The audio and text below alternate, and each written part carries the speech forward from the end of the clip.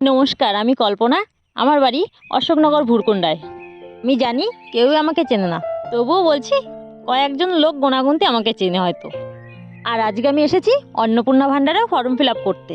আর এখানে এসে যেটা আমার খুব খারাপ লাগলো সেটা হলো, আমার পেছনে যে মহিলাটি দাঁড়িয়ে আছে ওনার ফর্ম ফিল আপ করতে গিয়ে আমার একটা কথা শুনে খুব খারাপ লাগলো যে উনি বহুদিন ধরে, যতদিন ধরে লক্ষ্মীর ভাণ্ডার চলছে ততদিন ধরে উনি লক্ষ্মীর ভাণ্ডারের টাকা পাচ্ছে, কিন্তু ওনার অ্যাকাউন্টে পাচ্ছে না টাকাটা।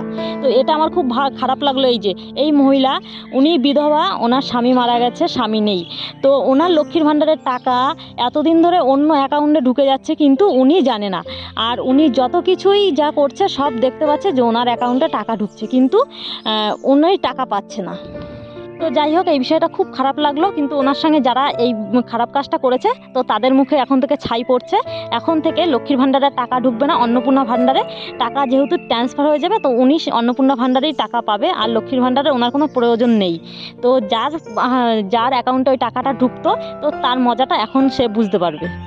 আর এতদিন ধরে যে শোরগোলটা পড়েছিল 12 পাতার এই ফর্ম ফিল আপ করা নিয়ে, তো তেমন কিছুই নেই, তেমন কোনো ব্যাপার না। ফর্ম ফিল আপ করা একদমই সোজা, একটুখানি বুঝতে পারলে কোনো অসুবিধা নেই।